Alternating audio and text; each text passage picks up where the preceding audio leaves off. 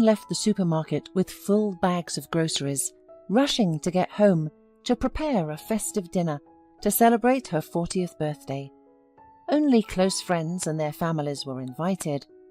Lost in thought, she stepped off the sidewalk onto the parking lot road and was knocked off her feet by a sharp push from behind. She fell, dropping the bags onto the asphalt and scattering their contents. Anne screamed in surprise and pain. "Excuse me, lady, for God's sake, I don't know how it happened." "Where did you come from?" The frightened driver of the car helped Anne to her feet, very upset about what had happened. "You almost ran over me. Who even gives such people a driver's license?" Anne exclaimed, rubbing her injured hand from the fall. "Well, you're good too. You should have looked around," protested the stranger. Anne gave him a fiery look. The man lowered his tone. "I'm sorry, I was wrong. Let me take you home. I'll get the groceries now." The man, picking up the bag, began to collect the scattered products. Anne, coming to her senses a little, realized that she was partly to blame for the accident. She softened her tone a little. "You're right, it's my fault. I was lost in thought. This is the result. If you could give me a ride home, I would be very grateful." "My name is Matthew," the man smiled and held out his hand to the stranger. "Anne," she replied, smiling. On the way home, Anne and Matthew had an easy conversation. "Your husband is lucky. Beautiful, smart wife. Unfortunately, I was not so lucky. My wife left me with a little daughter in my arms. That's how we live. Do you have children?" Anne's face changed at the question. The question of children was her pain. Having been married for a long time, she never managed to become a mother. Of course, Anne was not going to talk to a stranger about this, and she replied briefly, "No, we don't have children." "We've arrived. Thank you for the ride. Have a nice day." The car stopped at the high gate, behind which was a large, beautiful house. "Anne, I'm sorry if I offended you," Matthew said, noticing that he had upset the new acquaintance, but he did not understand what exactly. "No, you forgive me. My nerves have been giving way lately. Thank you again." Anne quickly unpacked the groceries and started preparing dinner. When the table in the living room was already set, and there was very little time left before the guests arrived, Anne called her husband, but he did not answer the call. Anne sighed heavily. Lately, her husband had been staying at work until late at night. He often got irritated at all of Anne's questions and said he had a critical project. With time, Anne got used to her husband not being at home and learned to live with it. There was a doorbell on the intercom. Looking at the screen, Anne saw Gwen and Wes smiling. They had been friends with the couple since their college years and were probably the only friends of Anne and her husband. Christopher preferred not to let strangers into their home and life, except for friends from their youth. "Anne, you are such a beauty. It seems like you are forever 25, no more," said Gwen admiringly. "You are wonderful. Happy birthday, dear." "This is for you." Wes handed a beautiful bouquet to Anne. "And where is our hard worker? Is he not here yet?" "Well, you know, it's always urgent projects, meetings and business for Christopher," Anne replied. "I don't understand how you can endure such a life. You're always alone. Maybe you should go to work." Wes is actually looking for a new specialist, and as you know, finding a good architect is as difficult as finding a surgeon. "I remember you were the best in the course," Gwen suggested, feeling the oppressive atmosphere in her friend's home. "I would be happy to, but you know that Christopher is against it," Anne replied. "Anne, forgive me, of course, but I will say what I think about it. Christopher is selfish, and you are foolish. Don't you see that he has turned you into a housekeeper and spends his time when he wants? It's so convenient for him," Gwen expressed her opinion. "Well, my dears, I am glad to see you. Please come to the table. As for Christopher, I hope he can join us soon." Anne tried to smooth the situation, leading other guests to the festive table. After some time, when the company had eaten their fill and were now remembering the curious stories of their student years, Christopher finally returned home. The man was serious and smiled at the guests more out of politeness than joy. "Christopher, you could have come earlier today. We haven't seen each other for so long, and it's your wife's birthday today. And where are the flowers for the hostess and beloved woman?" Gwen couldn't remain silent when she saw Christopher walk into the room empty-handed. "I am also glad to see you, but work doesn't wait. Wes probably understands me," the man replied, showing everyone that he did not like listening to such speeches. "I didn't have time to buy flowers. I was rushing, as you see. Anne, happy birthday." "Thank you, dear." Anne opened the box and smiled sadly. Christopher never bothered about getting her a gift. He always gave his wife something from jewellery, and this year was no exception. The table became a little more cheerful with the arrival of the homeowner, but constant messages on his mobile phone interrupted conversations. At the end of the evening, after saying goodbye to Anne and Christopher, friends left the big house, and silence fell again. Anne began to clean up the table, and Christopher was constantly absorbed in his phone. When the cleaning was done, Anne turned to her husband.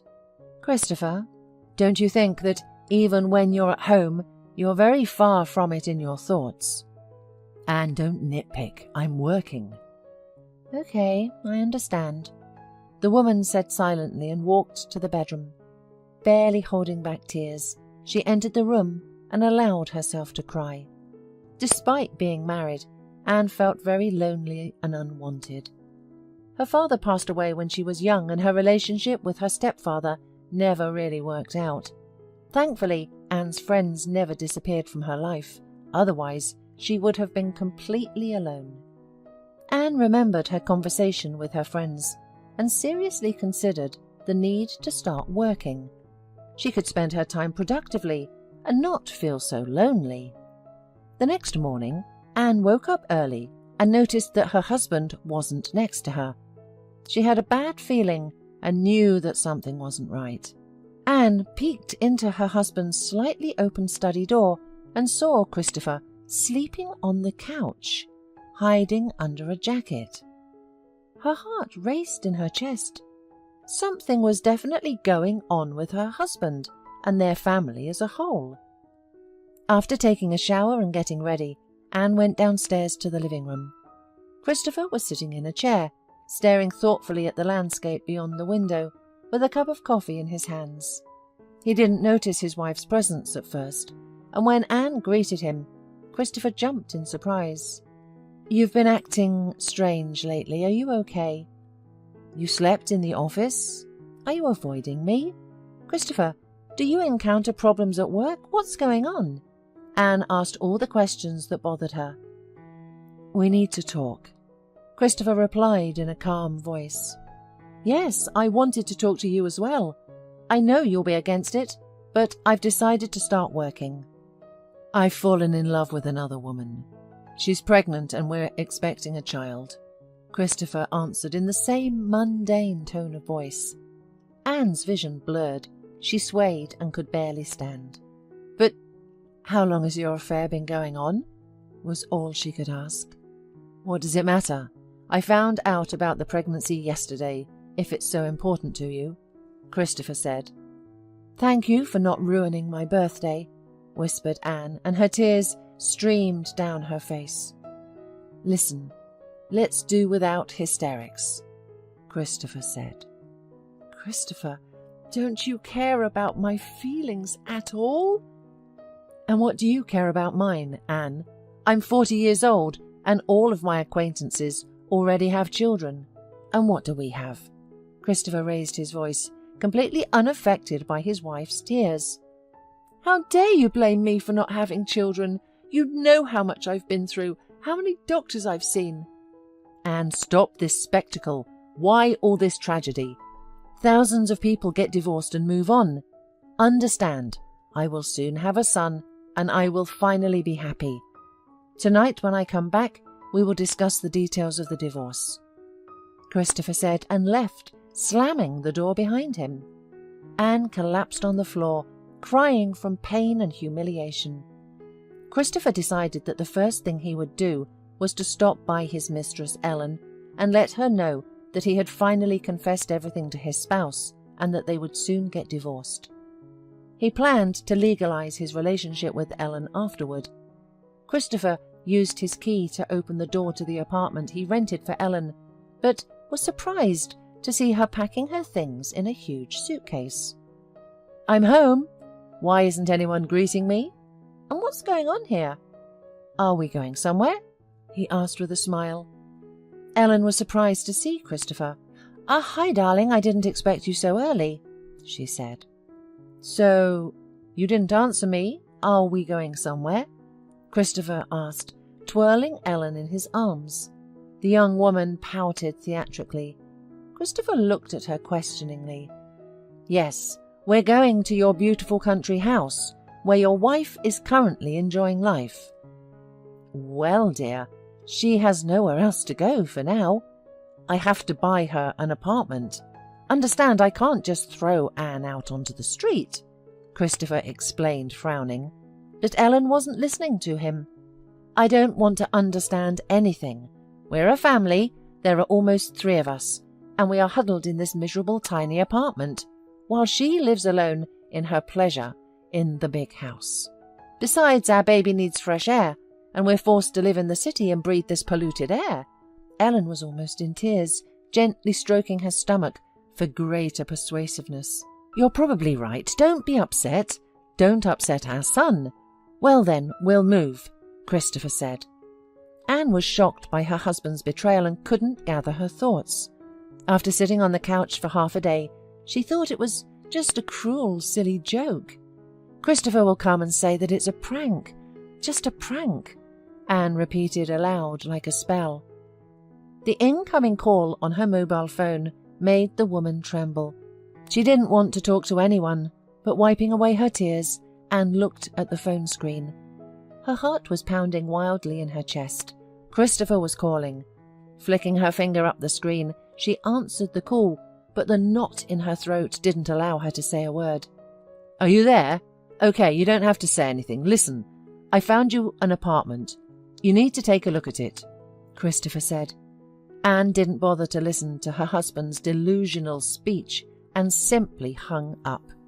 She believed that such issues should be discussed face to face, not over the phone. Brewing herself a cup of herbal tea, Anne settled on the cozy terrace of her home. She loved this house very much. They bought it together with her husband when they were very young, invested their souls in it and gradually built their lives together. And now Christopher, as if nothing had happened, as if all those years together had never happened, says that he found her an apartment. "Scoundrel," Anne hissed aloud. Wiping away her tears, she tried to pull herself together, but the happy moments of their married life that surfaced in her memory wouldn't let her rest. The woman was in a broken state, seriously considering whether she should continue living with emptiness and loneliness ahead. Unnoticed by Anne, evening arrived. She was still lost in thought and didn't even notice when her husband returned home. Christopher found his wife and immediately got down to serious talk. "Anne, what was that? You hung up the phone and didn't answer my calls. We are adults, after all. Let's part peacefully and amicably." "I'm not holding you back." "What do you mean?" "What don't you understand? I'm not holding you back. Go to your mistress if you want." "I found you an apartment." "An apartment? Then go there. I'm in my own home and I'm not going to vacate it for your mistress. In the worst case, we will sell it and divide the money. I think that would be fair." "Anne, this is actually a house bought under my mother's name, if you remember. Moreover, it cannot be sold as it is under mortgage." "Excellent, dear. Now I understand why you insisted on registering the house in your mother's name. You covered your back very well. Do you remember that I sold my apartment years ago and invested everything I had in this house?" "I remember everything. That's why I'm telling you that I found you an apartment. You need to see it and then we can finalize the deal and also the divorce." "Well, fine, live here, but remember, you have to answer for everything in this life. For everything. And you will definitely answer for the pain you caused me." The next day, Anne went to see the apartment her spouse had found for her. Along the way, she remembered how happy she and Christopher had been, how much they had gone through together to achieve what they wanted, what it had cost to arrange their home, and how strongly she supported her husband. Anne had sacrificed her own career for her spouse. She had helped him with complex projects, and now the woman simply couldn't understand how Christopher could easily find a replacement. Anne understood that the main reason that she was at the divorce stage was the lack of children. This topic was very painful. How many times had she run around to the best doctors' offices? How many pills had she taken? How many injections had she endured, but all in vain? Doctors had just shrugged and couldn't explain why, after so many years spent together, she and her husband had no children. Christopher never blamed his wife for this problem directly, but nevertheless, he was sure that the problem was with his spouse. Anne was very pained to listen to when Christopher talked about Gwen and Wes, their growing son. Lost in thought, the woman didn't notice that she was standing right in front of the entrance to her new home. The apartment was on the 5th floor, turned out to be quite spacious and bright. Of course, it couldn't compare to a private house, but it was suitable for comfortable living. "Where I started once, I end now," muttered Anne. The next day her suitcases were almost packed. She took only what was hers, and sadly looked back at her home. Alas, she never found true happiness there. "Christopher, what is she doing here?" a woman cried out behind her. Anne turned around to see a young girl standing in front of her. She was about 20 years younger than Anne, beautiful and confident, and could have easily been Christopher's daughter. Anne smiled, feeling a lump in her throat. She wanted to run away from these people, but she composed herself and calmly replied, "I am still at my own home, darling. And, by the way, I am still your lover's lawful wife. As for what you are doing here, that is a good question. No shame, no conscience. Where do you all come from, disgusting people?" Anne turned to her husband. "I think I said that your mistress shouldn't be here before I left." "She is not a mistress, but the mother of my son. And stop the hysterics. It will lead us nowhere good. We are modern people," the man said in a raised voice. "Very modern indeed," the woman laughed. "Christopher, you have never understood people, and you are very wrong now. Look at her. There is a scrolling line on her forehead. I'm looking for a rich daddy." The man frowned but remained silent. Ellen rolled her eyes theatrically and began to lightly touch her still very flat stomach. Anne could not help but laugh. "Girl, what is your name?" Anne asked. "Dear Christopher, this girl is a natural actress. I am certain that the surprises in your life are just beginning." Anne heard a sound of an incoming SMS on her phone and breathed a sigh of relief. The taxi had arrived at the gates of the house. Taking 2 large suitcases, she rolled them towards the exit. Christopher watched his wife leave, with sadness in his heart. Something was bothering him, something unpleasant in his soul, and at some point he even wanted to stop this madness that was happening in their life. But Ellen quickly resumed playing her role, as if sensing that something was wrong, and tried to shift the attention of the man she adored to herself. "Christopher, my dear, something hurts badly in my lower abdomen," Ellen complained.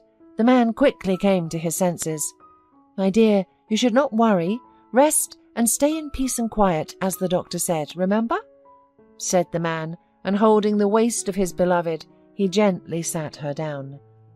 Anne left the walls of her once-beloved home, holding on to her dignity until the end. It was unbearable for her to see the woman who destroyed their family being treated with such tenderness and care, by her husband. And what awaited Anne herself ahead, she was even afraid to imagine. In the taxi, she let her tears flow. The driver sympathetically looked at the passenger in the rearview mirror and eventually asked, "Are you okay? May I help you with something?" "I'm sorry, I just couldn't hold back my emotions anymore. It's just that my husband brought his pregnant mistress into our home, that's all," Anne replied with sadness, tears streaming down her face. "You know, but I'm not certain that such a beautiful woman can be replaced. What a fool your husband is," replied the driver. "Well, where is that beauty? I'm already 40. He found himself a young girl," Anne responded. "Dear woman, you're only 40. It's the perfect time to love, live and thrive. As for the youth people, they've got nothing but wind in their heads. What's the use of their youth?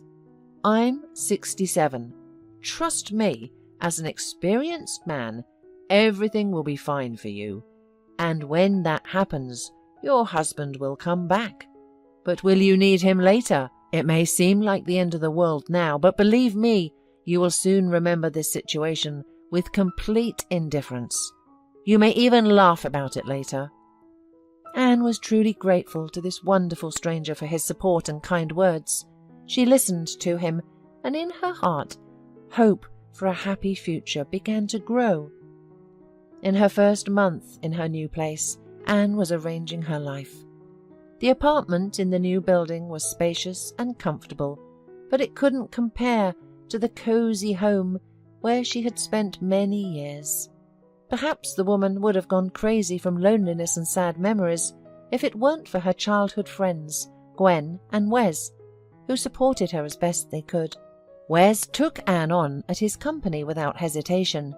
Little by little, Anne settled into her new work environment, where she was greeted warmly by the team, and when she received her first paycheck in many years, her happiness and joy knew no bounds. Gwen was a frequent visitor to her friend's home. Wes, in turn, on his own initiative, stopped communicating with Christopher. The man only called him once, as soon as he found out what had happened, and of course did not support his friend's betrayal. One night, Anne stayed at work late. There was an urgent project that they couldn't seem to finish on time for the client. Wes was already desperate and was sure that his company would fail the project and the client would go to a competitor. But Anne, remembering everything she had been taught at the university for many years, worked hard and fixed the situation. Leaving the finished project on Wes's desk, she left the office. It was quite damp and cold outside. The piercing wind literally blew through her coat. Anne shivered from the cold. "Oh, my bad. I should have called a taxi in advance." The woman scolded herself aloud. Looking around, Anne saw the headlights of a parked car on the other side of the street. The road was empty, so deciding to take a shortcut, she resolutely moved forward to cross the 4 lanes of the roadway. A second later, as soon as Anne stepped onto the road, a car jumped out from around the corner. The headlights blinded her. She heard the squeal of brakes and stumbled out of fright. "You're crazy and probably tired of living." She heard the voice of a man getting out of the car. "It's you who's crazy. Watch where you're driving," snapped the woman, fully aware that she was in the wrong. "Oh, an old acquaintance. Hello. The same people are always on the road," heard Anne, a mocking male voice. Although he seemed familiar to her, the headlights still blinded her, and she couldn't see the face of the driver who had approached her. "Let me give you a hand, I'll help you up." "Thanks, I've already been helped. My knees and hands are bruised. Tomorrow is an important day for me. I have to present the project to the client, and you've ruined everything for me." "What will the client think of me?" Anne said reproachfully.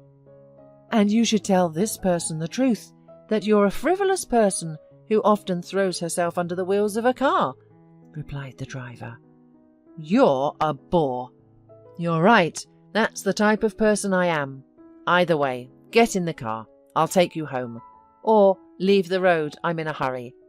Okay. I don't want to go in this state. Take me home.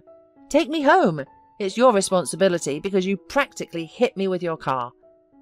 Anne quickly got up from the wet asphalt and plopped down on the passenger seat.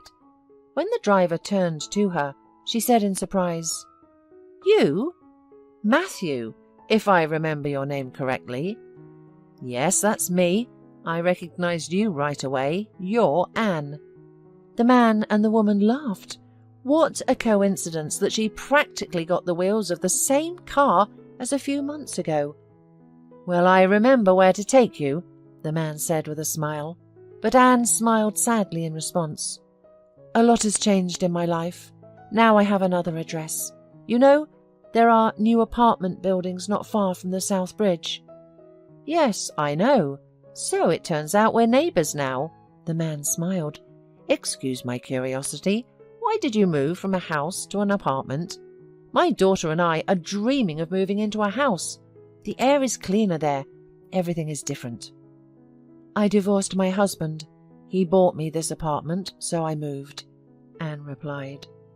"I'm sorry, but as far as I remember, you had a happy family not long ago." "It's all banal. I couldn't have children with my husband, but his mistress got pregnant.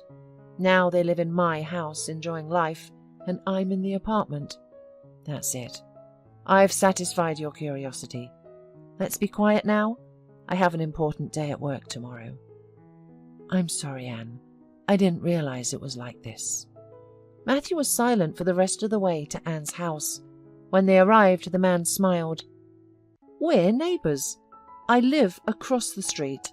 I hope this isn't the last time we meet. Only let us under different circumstances. Thank you for the ride," Anne smiled. She only fell asleep towards morning, thinking about the work she had done on the project and about Matthew. The man was handsome, and being with him felt simple and easy. Anne found herself hoping to meet him again, but under more pleasant circumstances. In the morning, barely opening her eyes, Anne looked at the clock and was horrified. "I overslept! Oh, not today!" She rushed around her apartment, trying to get ready as quickly as possible. Within 10 minutes she was fully dressed, had managed to touch up her lashes, apply blush, and tie her long hair in a tight bun. She cursed herself for not calling a taxi in advance again, and now had to waste precious time waiting for a car. "Good morning, neighbour." Anne heard a familiar voice behind her. Turning around, she breathed a sigh of relief. "Matthew, help me! I'm late for an important meeting." She ran towards the car, where her recent acquaintance was waiting. "I had been working until late last night on a project, and it's critical for my future and the company's reputation. The boss says the client is very picky, and only I know the nuances of the project's execution. Therefore, only I can convince the customer that our project is the right fit for him." "Well, how can I refuse a beautiful woman? By the way, I'm also in a hurry for an important meeting." "It's not far from here, where you almost hit me yesterday, remember?" Anne pleaded with the man. He noted her natural beauty with minimal makeup. "I agree, but I have a condition. We'll have lunch together sometime." "Matthew, anything you want. Let's go." As they drove up to the office, Anne jumped out of the car and hurried into the building. Matthew looked at her with a smile. He could not understand the man who, of his own free will let such a woman out of his life. After parking the car, Matthew headed towards the same office building. Meanwhile, Anne, panting, literally flew into the office. Phew, she got here in time. "Wes, have you looked at the project? I did everything I could and even more. There are some questions. Construction is planned by the river, and I solved the flooding problem like this." Anne took a pencil from the desk and showed the way to solve the problem on the unfolded sheet of paper with drawings. For a few seconds, Wes was stunned with admiration. "Anne, you're a miracle. You did in one evening what my best specialists couldn't think of." My dear Anne, the client will be here from minute to minute, and all my hope is on you. Will you present your project? Wes, of course, don't worry. I'll do everything at the highest level, said Anne. Sorry for being late. Hearing a familiar voice, Anne could barely stand on her feet. Matthew, what are you doing here? Anne asked, turning to the voice. What a pleasant surprise, Anne. I suppose I'm the picky client who made you work late last night. The man smiled.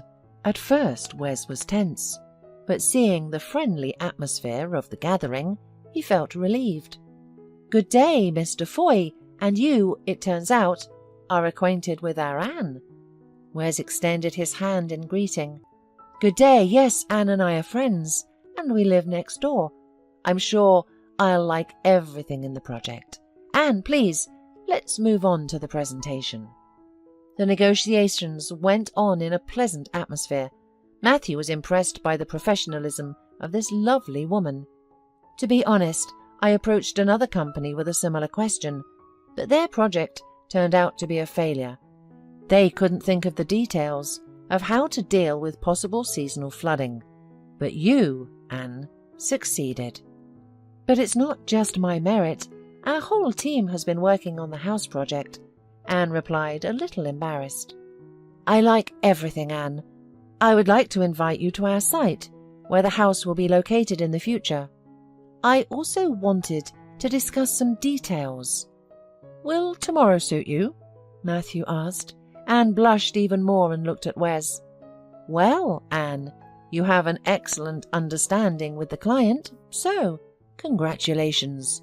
You will lead this project to the end. Wes smiled. All day, Anne was in a cheerful mood. Everything was gradually improving in her life. She hardly thought about her ex-husband, who had betrayed her. The way Anne looked at Matthew could not be hidden from the friend of her youth. Matthew himself did not hide his sympathy for the beautiful woman, and Wes, sincerely wishing Anne happiness, entrusted her with this project, understanding how important it is for her now.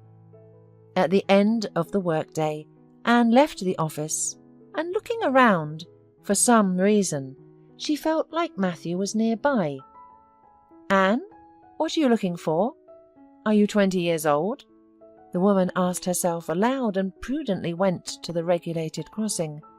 In the morning, as agreed, Anne was waiting for Matthew at the entrance. Anne hated unpunctuality, so when she spotted Matthew in the distance, Anne became indignant. Hello, Matthew. I've been waiting for you in the rain for half an hour. Hello, sorry, for God's sake, but my daughter got sick. Her temperature rose at night. I haven't written down your number, so I just couldn't warn you. Our trip is cancelled. Oh, I'm sorry, Matthew, the woman asked guiltily. Is there anything I can do to help? You know, I really need your help. I don't want to leave Eva alone. I need to go to the pharmacy. Let's do it this way. You go home and I'll go to the pharmacy. Write down my number. If you need anything else, call me. And you can call me anytime. I'll always help. Now tell me your apartment number. I'll quickly buy everything and bring it over. Thank you, Anne. You're really helping me out. 15 minutes later, Anne returned from the supermarket with a bag containing fruits and medicine bought from the list. Take off your coat and come in, please. Eva fell asleep. I made tea. You're all wet, and I wouldn't want you to get sick because of me, Matthew said tenderly, helped Anne take off her coat and invited her to the kitchen. To Anne's surprise, the atmosphere in Matthew's apartment was quite modest. She knew that the amount of money needed for Matthew's project was quite large. However, based on the situation in the apartment, it could be concluded that he was not a wealthy man. During tea, Matthew and Anne talked a lot, including about his little daughter Eva, who was only 5 years old.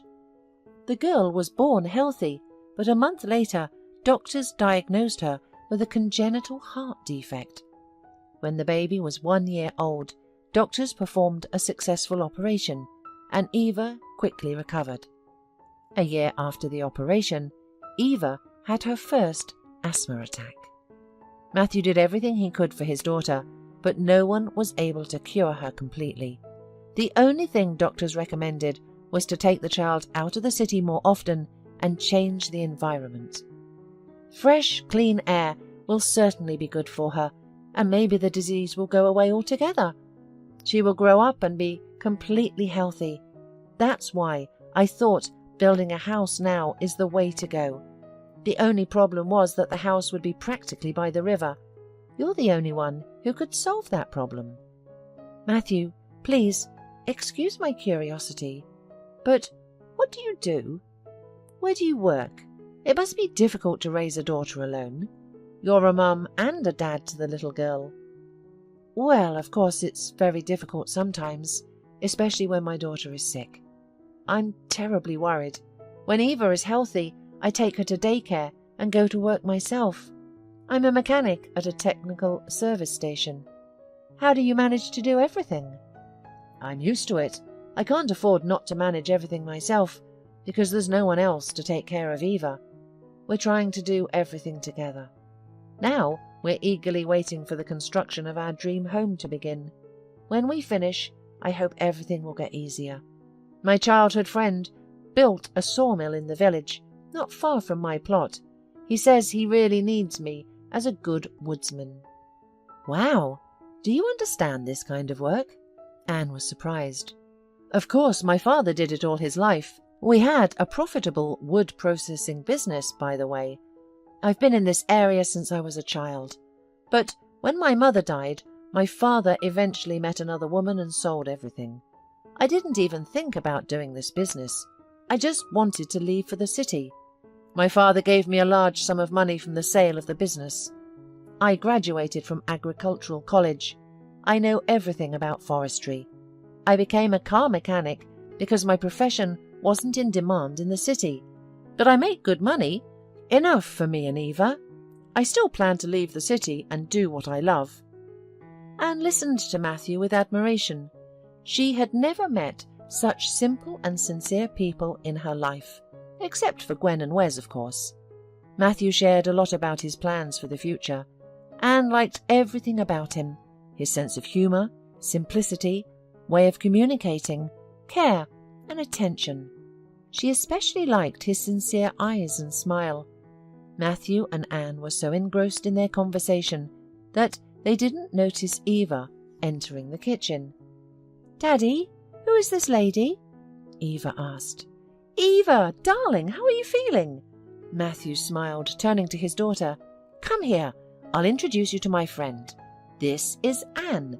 She lives next door to us and came to help us as soon as she found out that you were sick." "Hello, Anne. I'm Eva." "I'm very pleased to meet you, Eva. You're a very cute and beautiful girl," Anne said, looking at her new acquaintance with curiosity. "You're also very beautiful. Do you have a daughter?" the little girl asked. "Unfortunately, no. I would really like to have a smart daughter like you," Anne replied sincerely. "Well, if Eva agrees, I suggest we order pizza and watch an interesting movie. We have an unplanned day off tomorrow anyway," Matthew suggested. Eva clapped her hands with joy and hugged everyone. "Hooray! Will Anne also be with us?" Matthew looked imploringly at the confused woman. "Well, if you accept me into your team, I would be happy to join you," Anne said, stroking the little girl's unruly curls, and the girl leaned against her, putting her head on her shoulder. Anne was touched by the child's sincerity, warmth and openness. From that day on, a true friendship blossomed between Anne and Matthew. Eva was pleased that Anne had become a frequent guest in their home. The friendly company spent time together perfectly, playing board games, watching educational films about animals, and often going to amusement parks and zoos. After spending months together, Anne could no longer imagine her life without Matthew and Eva, just as Matthew and his daughter couldn't imagine their lives without Anne. The house construction was progressing rapidly. Wes entrusted Anne with another complex project, which she handled brilliantly. The employees now consulted Anne on difficult matters, and she never refused to help them. One day, when Wes came to the office, he was acting differently than usual. Anne noticed this and decided to find out from her friend what was troubling him. "Wes, may I come in? I made coffee." Anne knocked on the boss's office door with a cup in her hand. "Hello, Anne, come in. Of course, you're always welcome." Wes smiled. "Did something happen? You seem upset," Anne said. "Yes, Anne, you're right, something happened. Remember, Christopher gave me some money? Well, he's having some problems with his business and other things. Ellen seems to have given birth to a son, and he demanded the money back sooner than expected. And that's not all, Anne. He asked me to tell you that the apartment you live in 2 words, he has his own family, and he won't pay the loan for it anymore." Yeah, that's to be expected. It was a surprise to me that the property was bought on credit, but Christopher promised to pay for it regularly. Once again I believed him, and he cheated again. "I'll pay back my debt within a week, and I don't understand how he could do this to you. We've been together for so long. You sold your apartment and invested every penny in the house, where he now lives with another woman. I really wanted to hit him hard, but this coward refused to even meet with me. He said I should put the money in his account, and since I supported you, he said we have nothing more to talk about. Wes, I'll manage. The apartment is in my name, I earn good money, and I have a wonderful boss, so I'll pay off the loan myself. Now I've learned a lesson for life. I was foolish, young, and didn't think it would all end like this. But he has a son now. You know, Christopher always wanted children, and of course he should think about his future now." Anne sadly smiled. "Oh, come on. Do you still feel pity for him after all he had done?" "Oh, Anne. But anyway, you're not alone. Gwen and I will help you. Our company's reputation has grown thanks to your efforts. That's why I decided to give you a well-deserved raise." "Thank you, dear. Can I leave early today? Everything is done at work. I want to stop by the store on the way home. Today is my birthday. We've already picked out a gift with Matthew. We just need to pick it up." "Wow, you've picked the gift out with Matthew?"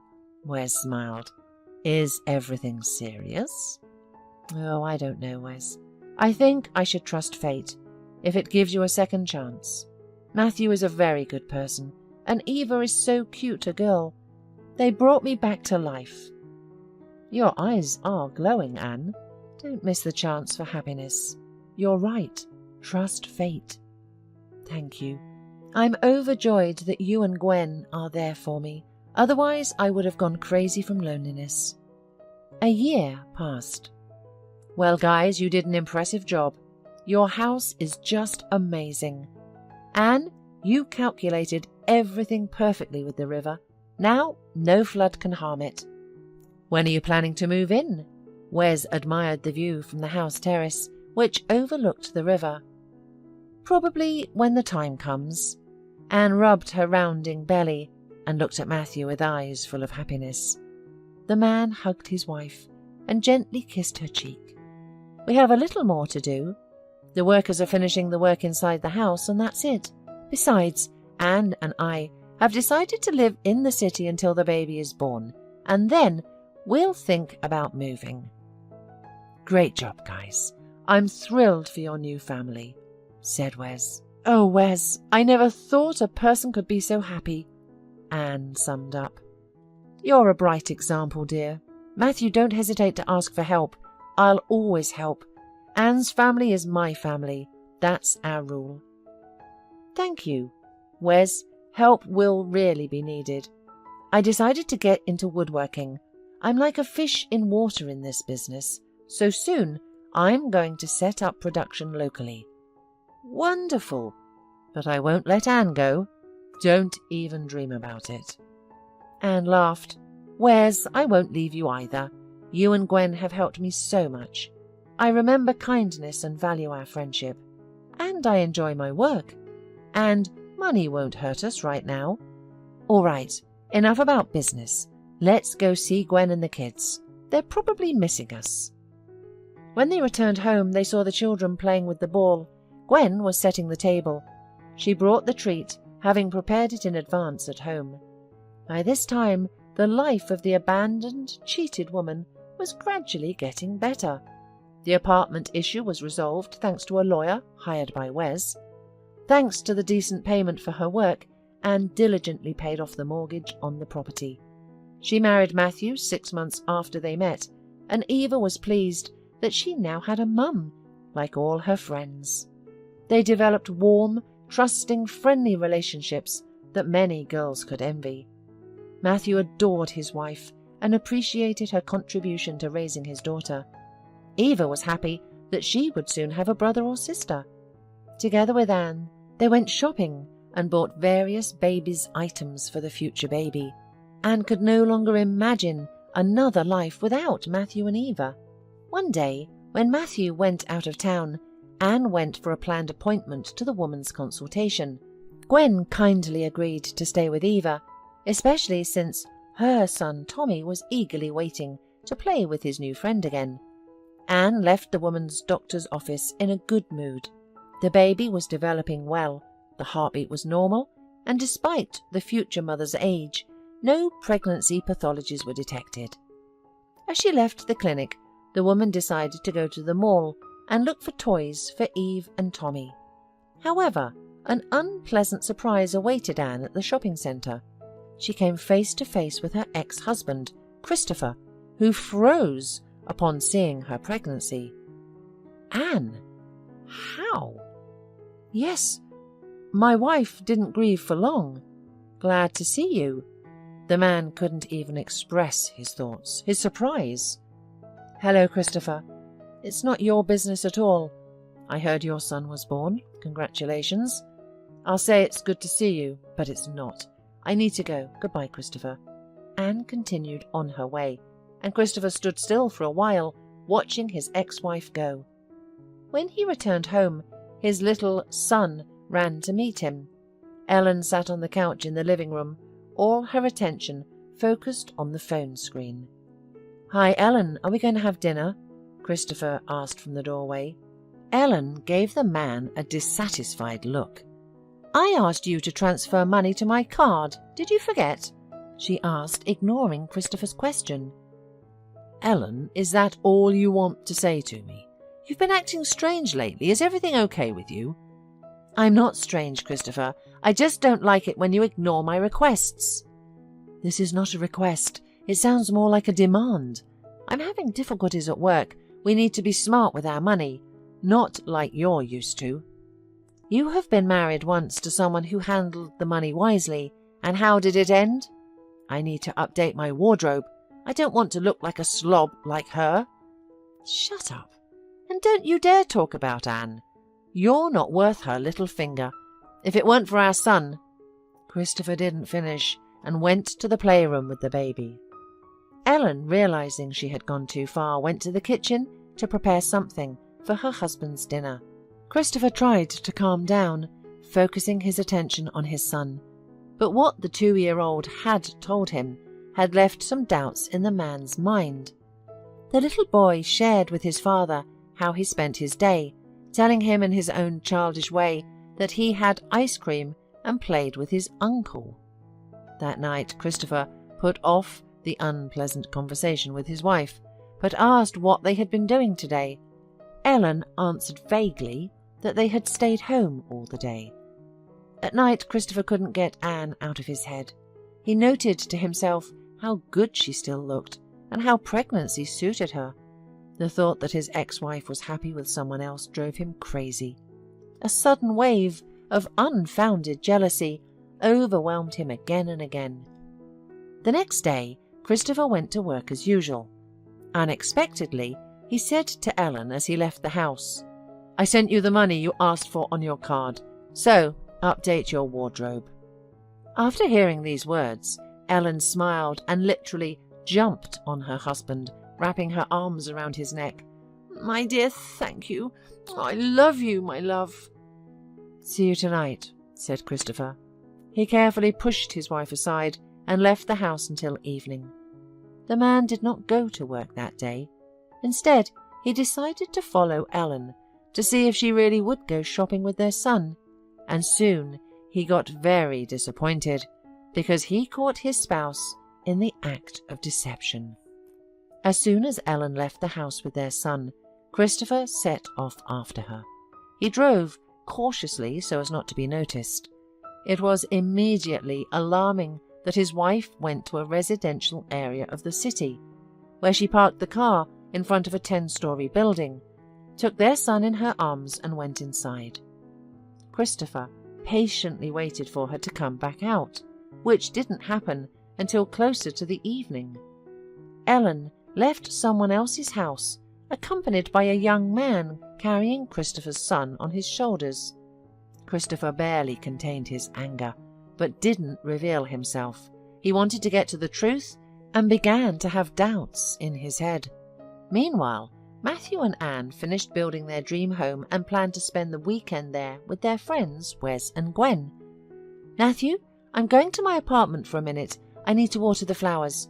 We won't be here for a few days." "Can you handle it yourself? Maybe take Eva with you?" "Yes, my love, of course. With Eva, we'll do it faster." Eva did her best, deftly watering the flowers and entertaining Anne by humming a tune. The sudden knock on the door didn't surprise the woman with the child. "It's probably Daddy. Please open the door, dear, but first ask who's there." Anne turned to the little girl. "Okay, Mama Anne, I'll be right there." Running to the door, Eva asked who was there. Hearing a stranger's voice behind the door, she immediately called for Anne. When the woman looked through the peephole, she was very surprised to see an uninvited guest. "Christopher, what are you doing here?" the woman asked, opening the door. "We need to talk. I'm a fool. Forgive me.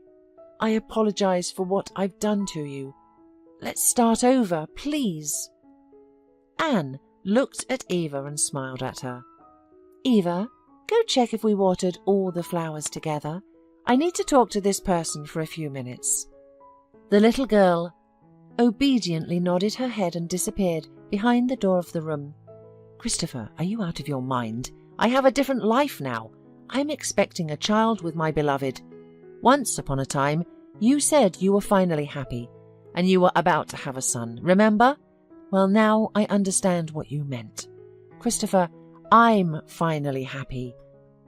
I have a daughter, and another child is on the way. I don't love you. I let you go a long time ago." "And no, you can't. I was a fool. I'm divorcing Ellen. She lied to me from the very beginning. She was with me for the money. My son, he isn't mine. It's all a long story. I did a DNA test.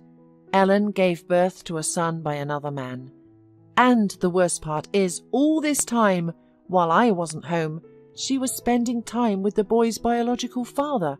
Ellen provided for her lover at my expense. Anne, I'm all alone now. Forgive me and come back to our home.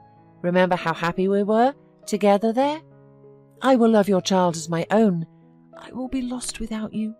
Christopher looked hopefully at his ex-wife. "Now you understand how I felt when you betrayed me. Only, Christopher, let's be honest. I was a faithful wife. I never betrayed you. You destroyed everything yourself. So, it turns out that the fact we didn't have children is not my fault at all. Christopher, you got what you deserved, but it came back to you like a boomerang. Leave, and never dare to come here again. I will never come back to you." Christopher was in despair. The apartment door opened and Matthew appeared on the doorstep. He had unintentionally overheard the conversation between his wife and her ex-husband. "Dear, you and Eva were gone for a long time. I decided to check if everything was okay," he said. "Wes and Gwen have already arrived, and Tommy couldn't wait for Eva." Having said this, Matthew looked sternly at the uninvited guest. "And what are you doing here?" "Actually, I bought this apartment. I have the right," Christopher replied. "Oh, what a wretch you are. This apartment belongs to my wife and only to her. Have you forgotten what it means to be a man?" What other rights do you dare to claim here?" Matthew sharply interrupted Christopher. "Christopher, it's better to leave. It's all over," said Anne. There was nothing to say. Christopher couldn't hold back a tear rolling down his cheek. He sincerely regretted his actions, realizing that he had lost his happiness and had destroyed everything himself. Turning around, he slowly headed for the exit. At the doorstep, he turned back and unexpectedly said, "Forgive me, Anne. And you," he turned to Matthew. "Take care of her. There is no one like Anne in the whole wide world." "Don't worry, I won't miss my chance at happiness," Matthew replied coldly, and closing the door behind the guest, went to his wife. "Are you okay?" he asked. "Yes, everything is fine," Anne answered and closed her eyes with pleasure in the arms of her beloved. "Eva, it's time for us," Anne called the little girl, and the three of them went to their home. When the happy family cheerfully left the entrance of the building, they had no idea that a lonely man in a car opposite was watching them, gripping the steering wheel tightly. It was Christopher. He just sat and watched Anne and her family disappear, knowing that he would never have her again. 3 years passed, and a company of happy people came to spend time in pleasant company on the bank of the river in a cozy paradise corner. Matthew and Wes were busy at the barbecue. Tommy helped Eva teach her younger brother how to ride a 3-wheeled bike. Anne and Gwen watched their loved ones lying on soft loungers by the riverbank. "I look at my family ones and can't believe how happy I am. Gwen, it's scary to even imagine how I would live without them." "Oh, Anne, I don't think it could have been any other way. You deserve your happiness. Don't be offended, but I even envy you in a good way. Every day spent together is like a honeymoon. Matthew loves you, and he can move mountains and even more for you." "Yes, Gwen, you're right. It's like wings sprout from your back. Matthew is a great man. He has his production set up, and work is booming. By the way, I'm almost finished with the project of your dream house, so we'll live nearby and see each other more frequently," said Anne joyfully. "Girls, the meat is ready. Let's eat while it's hot," Matthew called. Wes watched the approaching beloved women and couldn't hide his excitement. "Matthew, we're lucky to have them." Matthew turned around and smiled, seeing beautiful and cheerful women in front of him. Anne thanked fate for everything that happened in her life, for both the bad and the good. Now she knew what a real family, joy and love were.